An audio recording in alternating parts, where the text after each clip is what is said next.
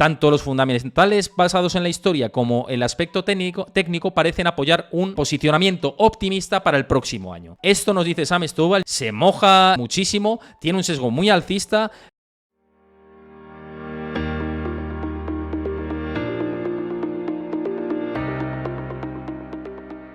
Antes de ver el vídeo al completo, recuerda darle a like, suscríbete a mi canal y déjame tu comentario. Vamos a ver la entrevista de Sam Stowell, ya os lo digo, es una entrevista que es 11 minutitos, no se va a hacer muy pesado y voy a hacerlo, intentar lo más dinámico posible para que la gente que no tenga conocimiento del inglés se entere de lo que dice una de las personas que trabaja en Wall Street, que vive de Wall Street, que está en contacto con mucha gente de la industria financiera en Estados Unidos, que forma parte, de hecho, de la industria financiera de Estados Unidos y tiene un peso muy relevante. Sam Stowell en estos últimos días está en contacto con la CNBC, publicando sus opiniones y, por cierto, le veis con una gasa por aquí porque me estuvo contando que le han operado de cáncer de piel. Todo ha salido correctamente, por lo que me dijo no le tienen que dar quimio. Le mandamos un abrazo desde aquí, una pronta recuperación porque es una de mis fuentes de allí y es un tío que no os imagináis lo generoso que es, que me ha puesto en contacto con más analistas de allí, con muchos más que no han pasado por el canal porque no tienen problemas para aparecer por temas de compliance, pero que son fuentes de información para mí. Cuando yo publico temas en mi canal de Discord, en Twitter, etcétera, son muchos de estos analistas que he conocido a través de Sam Stowell, otros a través de otros que han pasado por aquí por el canal. Así que, bueno, pues eso, le deseo una pronta recuperación. Y vamos con Sam Stowell, que tenemos mucho que comentar de esta entrevista. Vamos al lío. So, thank you very much, Sam. Hi again. Thank you so much to be here in my show again, and it's a pleasure for me. Thank you, Hector. Happy to be here. The first question that I want to ask you is, what is your assessment of this week's Fed decision? I mean, is the message of pausing and raising interest rates more than once credible? Bueno, la primera pregunta que le hago es ¿cuál es la valoración que haces de la decisión de la Reserva Federal de esta semana? Y le digo, quiero decir, ¿es creíble el mensaje de hacer una pausa y subir los tipos de interés más de una vez? Que es lo que parece que anunciaba la Reserva Federal. Vamos a ver qué contestación nos da Sam Stowell. Well, I guess that your last word is very important, credible. I think right now the Fed believes that by skipping a Fed meeting and not raising rates yesterday was the appropriate thing because they have been very aggressive over the last year and as a result now want to assess what kind of an impact there will likely be on the overall economy. They did indicate that they will remain data dependent and yes, they're encouraged that inflation is coming down, but at the same time, they also acknowledge that employment remains fairly strong.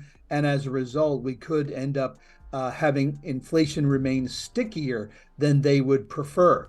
But I think that, based on the Fed's policies of past FOMCs, et cetera, that this could end up being the beginning of the total pause period, not just a single meeting skip. Do you think that you... Bueno, antes de seguir con esta pregunta, dice, bueno, me contesta, dice, lo más importante creo que es la última palabra que le pregunto yo, que es creíble. Dice, creo que ahora mismo la Reserva Federal cree que saltarse una reunión es lo más importante, lo de subir tipos en la jornada en la última jornada era lo más apropiado para ellos, porque han sido muy agresivos durante el último año y como resultado ahora quieren ver o evaluar más bien qué tipo de impacto habrá probablemente en la economía real y que, bueno, que van a ser data dependent, ¿no? Data dependientes. Dice, hay que ver si la inflación les anima a que siga bajando, es decir, que si la inflación sigue bajando igual les anima.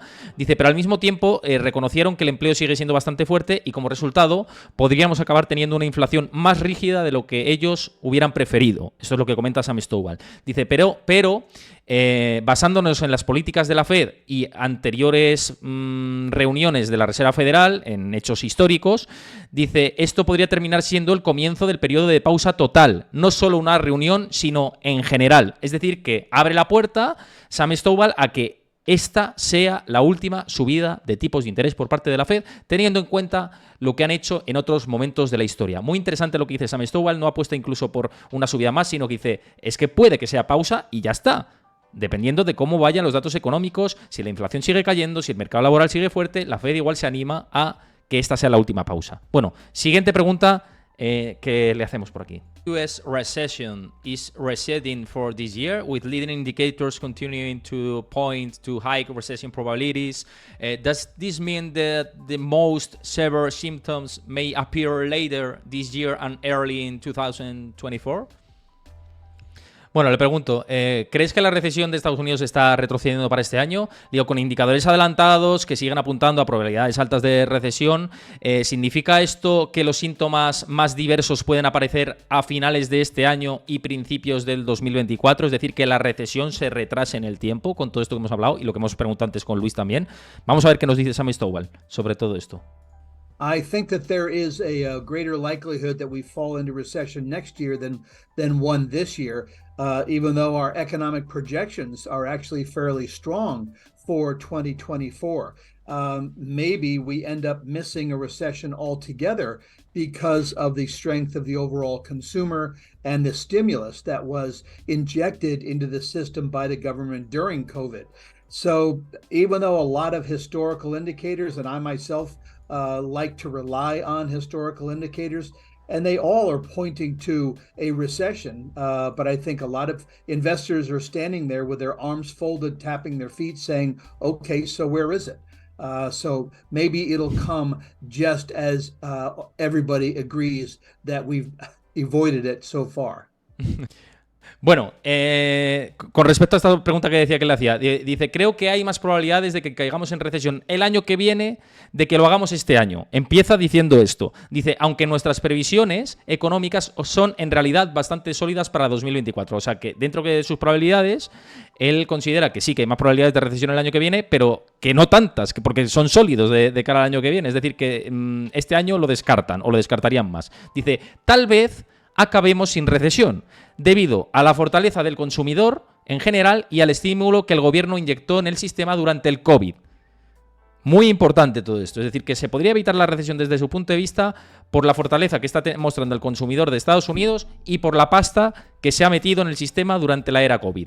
Dice, de modo que, aunque muchos indicadores históricos están apuntando a una recesión, creo que muchos inversores están de pie con los brazos cruzados, dando golpecitos con los pies y diciendo, bueno, ¿y dónde está la recesión? Así que quizá llegue, dice, del mismo modo que todo el mundo está de acuerdo en que la hemos evitado hasta ahora. Con lo cual, es verdad, lo de perderse las subidas y lo de todo esto, él cree que hay que moverse, ¿vale? Interesante todo lo que nos está diciendo Sam Stowell, lo que digo, entrevista en exclusiva aquí en mi canal de Twitch con esta revisión de la actividad económica que ha hecho recientemente y que nos da aquí en primicia junto con otros medios norteamericanos. Así que muchísimas gracias, Sam, por tu generosidad y insisto que te recuperes pronto. Bueno, seguimos, que esta entrevista os digo que es cortita, pero vamos siguiendo todo lo que nos va diciendo. And in your opinion, can the banking crisis be considered over or no, it's not over definitely? Le digo, ¿puede considerarse que la crisis bancaria se ha acabado o crees que no se ha acabado definitivamente, ¿no? Después de todo lo que hemos visto? Bueno, vamos a ver qué dice con respecto a esto. Well, I think the banking crisis, based on what triggered the collapse of three banks, that one is over, meaning with consumers using the internet to chase after the highest yields possible, causing, in a sense, an electronic run on the banks. That, you know, maybe if we are to have another banking crisis, it'll be the result of something else. But I think the electronic search for higher yield has run its course. I want to ask you about the oil prices situation, because the oil prices situation may be discounting a recession. What's your point about the oil sector? Bueno, aquí le pregunto sobre el sector del petróleo. A vosotros os ha preocupado mucho y me habéis preguntado mucho durante todos los programas y digo, bueno, pues se lo voy a preguntar ya que a mi comunidad le interesa mucho la situación del petróleo y le digo, quiero preguntarte por el petróleo porque sí que quizá esté descontando una recesión o esté apuntando a una recesión. Digo, ¿qué opinas del sector? Y vamos a ver qué perspectivas tiene CFRA, ¿no? Y él, que es el máximo responsable de bolsa y de análisis de CFRA, a ver qué dice con respecto al petróleo. Sure. Well, yeah, oil prices keep moving around. I mean, we have an estimate of $70 per barrel for the end of this year and $76.51 for the end of next year. But quite frankly, those numbers move all the time. Even though OPEC did imply that they're going to try to even restrict output even more so, I think investors are worried that with more and more European countries slipping into recession, that could be a problem. Also with China not expanding post-COVID as quickly as many as had anticipated, that too is expected to be a drag on energy. So it's certainly not a supply issue, it's a worry about demand. But our feeling is that also investors realized that last year energy was the best performing sector, up nearly 60% when every other sector was down, many of them by double digits. So investors, for most cases, are taking profits this year. Bueno, me dice, sí, los precios del petróleo siguen moviéndose, es decir, tenemos una estimación de $70 el barril para finales de este año, es decir, desde CFRA tienen una estimación de $70 el barril para el petróleo para finales de este año y de $76,51 para finales del año que viene. Dice, pero francamente esas cifras se mueven todo el tiempo, es decir, que no hay que hay que cogérselas ligeramente con papel de fumar. Esta es una lectura que hago de la respuesta que nos da. Dice, aunque la OPEP dio a entender que va a intentar restringir aún más la producción, creo que a los inversores les preocupa que cada vez son más países europeos entrando en recesión y eso puede ser un problema. Dice además, con China hay que tener cuidado porque no se está expandiendo su economía después de la reapertura del COVID como tan rápido como muchos se habían esperado y que esto puede ser un lastre, tal cual dice esto, un lastre para el sector de la energía. Dice, así que ciertamente no es que sea un problema de suministro, sino que es una preocupación por la demanda, que lo que estamos viendo efectivamente tiene que ver con la demanda. Dice, nuestra sensación es que los inversores también se dan cuenta de que el año pasado la energía fue el sector con más rentabilidad y con una subida de casi el 60%, cuando todos los demás sectores bajaron. Y bueno, pues en algunos casos con caídas de doble dígito, comenta. Dice, y creo que la mayoría de los inversores dentro del sector del petróleo están recogiendo beneficios este año. Dice, la mayoría de los casos está viendo una recogida de beneficios dentro del sector petrolero. Bueno, seguimos con la entrevista, que está muy interesante. Ya vamos casi por la mitad de la entrevista y viene lo más importante ahora, situación de mercados, del mercado laboral. No para esto, o sea, va a ser muy interesante lo que tenemos a partir de ahora. What's your opinion about the labor market? Today, we know we've seen the jobless claims. The trend has changed the last weeks. What's your point about the labor market? Bueno, le digo que cuál es su opinión sobre el mercado laboral en la actualidad. Le dije, hemos visto las peticiones iniciales de desempleo en Estados Unidos, que sigue aumentando y que ha cambiado la tendencia de las últimas semanas. Y le pregunto, ¿cuál es tu opinión sobre el mercado laboral? Vamos a ello.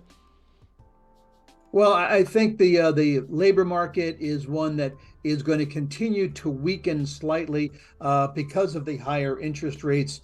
We have an unemployment rate forecast of about 4% by the end of this year, and then 4.3% by the end of next year. Both values, however, many years ago would have been regarded as full employment. So employment in general still looks pretty hefty, pretty healthy. And so I think we're going to have to look at many more data points before we decide that there's been a massive change in that direction.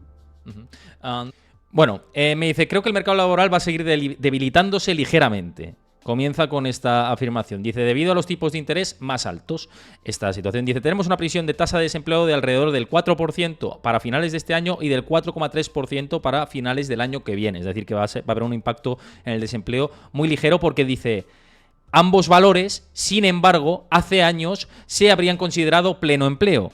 Es que venimos del 3,4%, con lo cual dice que si subimos al 4% este año y 4,3% el año que viene, el mercado laboral sigue siendo bastante sólido, porque antes se consideraba esta cifra como pleno empleo. Dice, por tanto, el empleo general todavía parece bastante fuerte y bastante saludable. Por eso creo que vamos a tener que observar muchos más datos antes de decidir que ha habido un cambio importante en esa dirección. Seguimos.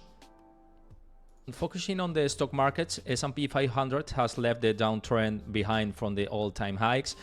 Are you positive for the stock markets for the remainder of the year? What is your positioning?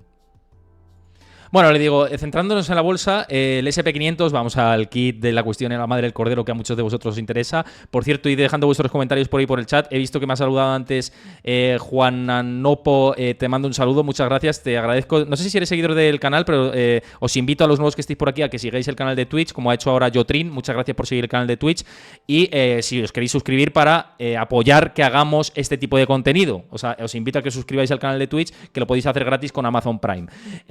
Bueno, id comentando por ahí por el chat lo que os está pareciendo esta entrevista. Creo que nos está dejando pinceladas muy importantes. Los que sois habituales por aquí os agradezco si vais comentando lo que os va pareciendo esto, porque creo que lo que dice Sam es muy, se me acaban los calificativos aumentativos, interesante. Seguimos con la madre del cordero, como digo, con sus perspectivas del SP500.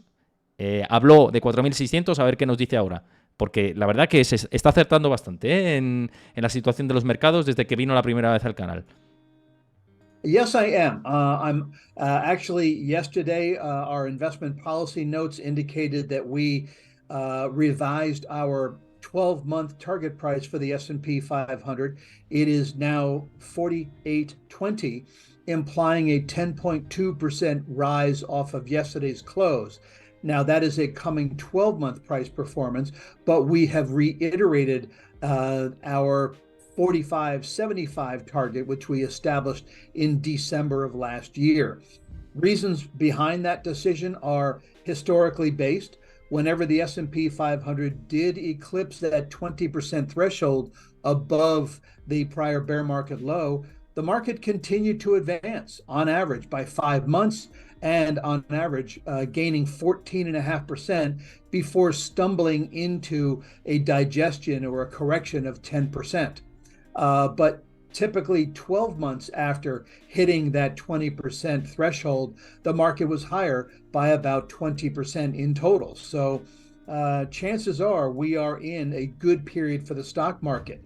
In terms of fundamentals, taking the target price differentials for all of the stocks in the S&P 500 by our analysts from a market cap weighted perspective, that too is looking for a low double-digit gain. And then lastly, from a technical perspective, looking at the chart projections for prices for the stocks in the S&P 500, we also estimate about a 10% gain. So history, fundamentals, and technicals seem to support being optimistic for the coming year. Ojo a las pinceladas que nos da. Esto me parece lo más importante, lo que dice en toda la entrevista. Muy interesante porque se moja, da precios exactos, da números concretos y fundamenta el análisis que realiza sobre la situación concreta del SP500. Le pregunto, bueno, ya he comentado la pregunta y le digo si es positivo y cuál es su posición para lo que queda de año con respecto al SP500. Y me dice, soy positivo. Comienza por esto, soy positivo. De hecho, ayer cambiamos nuestra previsión con respecto a el precio objetivo de aquí a los próximos 12 meses para el SP500. Y ahora nuestro precio objetivo para el SP500 es de 4.820 puntos. Es decir, Sam Stowall y CFRA, él es el máximo responsable de bolsa de la firma de análisis, cambian el precio objetivo del SP500 a 4.820 puntos, que supone una subida del 10,2% respecto al cierre de la pasada jornada. Es la previsión que tiene a 12 meses vista. Dice que han cambiado su precio objetivo de 4.575 puntos que establecieron en diciembre del año pasado y que los motivos de esta decisión se basan en que históricamente cada vez que el SP500 superaba el umbral del 20% desde los mínimos, el mercado seguía avanzando una media de 5 meses y de media tenía una rentabilidad del 14,5% antes de volver a caer y de tener una corrección de en torno al 10%. Dice, pero por lo general, 12 meses después de superar la subida del 20%, como hemos visto en la actualidad, el mercado ha subido otro 20% en total. Así que, y dice, lo más probable es que estemos en un buen periodo para el mercado, para la bolsa, en términos de fundamentales, tomando los diferentes precios objetivos para todas las acciones que cotizan dentro del SP500 por nuestros analistas desde una perspectiva ponderada por capitalización de mercado. Dice que también está buscando una rentabilidad de doble dígito, teniendo en cuenta que parten de más bajo. Dice, y por último, desde una perspectiva técnica, si nos fijamos en el análisis y en los gráficos, el el SP500 también creemos que tiene una capacidad de subir del 10%. Entonces, tanto los fundamentales basados en la historia como el aspecto técnico parecen apoyar un posicionamiento optimista para el próximo año. Esto nos dice Sam Stovall, yo creo que es súper interesante, se moja muchísimo, tiene un sesgo muy alcista. Como siempre os digo, por aquí en el canal traemos posicionamientos de todos los puntos. Sam Stovall tiene un análisis fantástico y me gusta y me hace reflexionar bastante sobre mis propias teorías, y os lo muestro a vosotros para que vosotros toméis las decisiones y las determinaciones de lo que queréis hacer con los mercados. Me parece que es impresionante lo que nos dice. Por cierto, agradezco mucho todo el análisis que me ha brindado, y en primicia para España aquí Sam Stovall, que lo sepáis, aquí lo veis en mi canal de Twitch en primicia para España. Cuesta seguir manteniendo el hilo con la gente de Wall Street, pero son amigos. Me llevo muy bien con ellos y seguimos avanzando con todo esto. Bueno, seguimos con la entrevista porque no se ha acabado. Ya vamos avanzando, vamos a la parte final, pero nos sigue diciendo cosas muy interesantes. Vamos a ello. Factors that has pushed the stock market higher is the rise of the 7 major tech stocks. How do you see the lack of market breadth we have had so far? Bueno, le pregunto, uno de los factores que han impulsado a la bolsa al alza es que ha habido un boom alcista de las 7 mayores compañías tecnológicas. Y pues eso, que se ha estrechado la amplitud de mercado. Y le digo, ¿cómo ves la falta de amplitud de mercado que hemos tenido hasta ahora? Vamos a ver qué dice del tema de la amplitud de mercado y de que sean pocos valores los que sustenten la tendencia alcista del SP500, y en base al análisis que nos ha hecho antes sobre sus perspectivas del índice. Vamos a ello. Well, a lot of times you end up with pretty narrow breadth in the very beginning of a new bull market move. And so that's, I think, what we're seeing right now, but we are seeing an expansion of the breadth so far. Looking at the companies in the S&P 500, we're seeing that a good 50+% of those companies are now trading above not only their year-to-date value, but also above their 200-day moving averages. So, and it's not just technology that's moving pretty nicely. Besides technology, 75% of the companies in the communication services group are in positive territory. 68% of those in the consumer discretionary category are in positive territory. Even a group as weak as real estate is looking at 50% that are above, that are positive on a year-to-date basis. So I would tend to say that each day as the market is improving, we are seeing an improvement in breadth, which tends to confirm the trend of the market. Bueno, con respecto a la amplitud del mercado, dice, muchas veces empiezas con una amplitud de mercado bastante estrecha cuando se empiezan a formar los mercados alcistas. Es lo que lo que comenta al principio de la pregunta. Dice, eso es lo que estamos viendo ahora, pero estamos observando una expansión de la amplitud en las últimas jornadas, teniendo en cuenta que muchas empresas del SP500 están, el 50% de las empresas del SP500 están cotizando ciertamente o algo positivo con respecto a principios de año. Esto es lo que comenta, y también por encima de las medias móviles de 200 sesiones. Dice así que no es solo el sector tecnológico el que se está moviendo muy bien, dice además de la tecnología, el 75% de las empresas en el grupo de servicios de comunicación están en territorio positivo, dice el 68% de la categoría de consumo discrecional está también en territorio positivo, incluso un grupo tan débil, con tanta debilidad como el inmobiliario, cuenta con un 50% por encima de los valores positivos en términos interanuales. Dice de este modo tendería a decir que el mercado está mejorando y que estamos viendo una mejora de la amplitud de mercado que tiende a confirmar la tendencia alcista de fondo que estamos viendo en los índices. Yo creo que se moja bastante y que lo explica bastante bien. Bueno, seguimos con las preguntas. Do you think there is do you think the AI theme with Nvidia leading the way is a bubble in the short term or it's not? Bueno, le digo que si cree que la tendencia de la inteligencia artificial con Nvidia a la cabeza es una burbuja de corto plazo o que no lo es. Vamos a ver qué nos dice. Es una pregunta que creo que era de obligada realización. Well, I guess you do have to be careful about individual stocks looking at the PE ratios of some of the high flyers. But our technology group head believes that this is a decades long trend that could benefit the semiconductor and semiconductor equipment groups. Besides NVIDIA doing so well, other companies like Advanced Micro Devices, like Marvell Technology, and like Broadcom, he sees as being beneficiaries going forward. So you can't buy these stocks with blinders on. You have to look to earnings growth, you have to look to valuations, but we are nowhere near the kind of valuations that we saw back in the beginning of 2000. Ujú.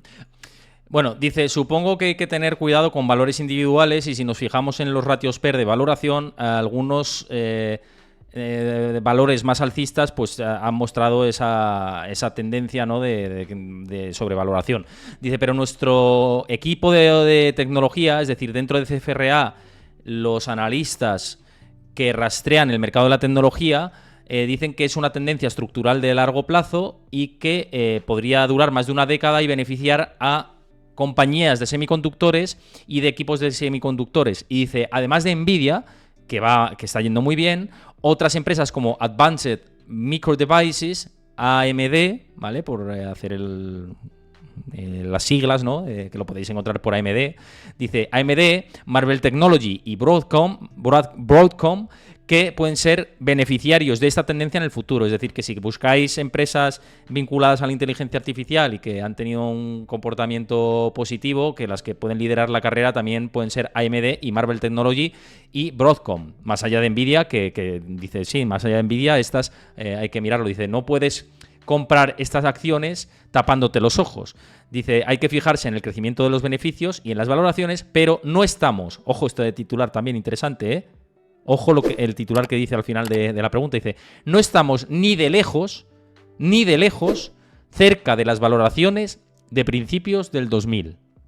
Según Sam Stovall, la situación de los semiconductores todavía no están en las valoraciones de la burbuja de las .com. Dice, no estamos ni de lejos cerca de las valoraciones de principios del 2000 dentro de estas compañías. Ojo, en todo está muy... yo creo que ya porque nos conocemos de tiempo ya me va soltando más prenda, que la primera vez, la verdad. Pero está siendo muy claro. Vamos a seguir escuchando. Do you think there is more risk exposure to be had at this time, as you mentioned before? Le pregunto que si cree que hay más exposición al riesgo en este momento, como mencionaba antes con el tema del riesgo y tomar más o correr más riesgo, ¿no? Y bueno, va a decir que no, pero eso lo pongo. Not more risk, no, because I believe that Okay. the Fed is at the end of its rate tightening program. I think valuations are actually close to normal. I think that with the market having eclipsed that 20% threshold, that is an encouraging sign. I mean, there's always the possibility of a 5 to 10% digestion of recent gains, but I believe that this bull market is intact. And I make you... Bueno, muy interesante todo esto que dice. Deja titular tras titular esta entrevista. Yo creo que está bastante bien todas las respuestas que da. Dice que no cree que haya más posición al riesgo porque cree que la Fed está al final de su programa de endurecimiento de tipos y que las valoraciones están cerca de lo normal, que no están tampoco súper disparadas. Dice, creo que el hecho de que el mercado haya eclipsado ese umbral del 20% es una señal alentadora. El que se haya superado el 20% desde mínimos es una señal alentadora. Dice, quiero decir, siempre existe la posibilidad de una digestión del 5 al 10% de los recientes beneficios, pero creo que este mercado alcista está intacto. Fijaos, creo que este mercado alcista está intacto y por eso sube las perspectivas de precio objetivo del S&P500 de 4.500 casi 4.600 a 4.820. Por eso lo sube, porque cree que el mercado alcista está intacto, es sano y tiene recorrido. Esto es lo que dice Sam Stovall. Vamos a seguir escuchando. The last one, which is from your point of view, do you think that there could be some investor transfer from equities to fixed income with the new treasuries issues at high yields? Le pregunto cuál es su punto de vista con respecto a si puede haber cierto trasvase de inversores de renta variable a renta fija con las nuevas emisiones de alta rentabilidad, de alto rendimiento, ¿no? de los treasuries por parte del Estado. Vamos a ver. Es la última. Well, treasuries at high yield certainly do offer a tempting alternative to equities because you get a nice return with very, very low risk. However, when you do look at what typically happens in the first 12 months of a new bull market or 12 months after the market has gained by 20% to reach that bull market threshold, the percentages dwarf what you typically find in bonds. So I would tend to say it's only those people who believe that this is a short-term rally, should they be taking advantage of these higher yields in government bonds. Mm-hmm. So thank you very much, Sam, to talk with me again here in my space. So it has been a pleasure as every time. Well, thank you, Hector. It's always a pleasure to speak with you. Thank you. Bueno, el último me dice que es un placer hablar conmigo y tal y cual, y bueno, que todo muy bien y que yo pues encantado que venga a mi canal. Con respecto a la pregunta, dice que los bonos del Tesoro o los activos emitidos por el Tesoro que se emitan a rentabilidades más altas ofrecen ciertamente una alternativa tentadora a la renta variable porque se obtiene una muy buena rentabilidad con un riesgo muy bajo. Dice, sin embargo, si nos fijamos lo que suele ocurrir en los 12 primeros meses de un nuevo mercado alcista o 12 meses después de que el mercado haya ganado un 20% para alcanzar ese umbral de mercado alcista, el porcentaje es muy inferior al que se suele encontrar en los bonos. Así que yo tendería a decir que solo aquellas personas que creen que esto es un rally a corto plazo deberían aprovechar estos rendimientos más altos por parte del Tesoro, de las emisiones del Tesoro.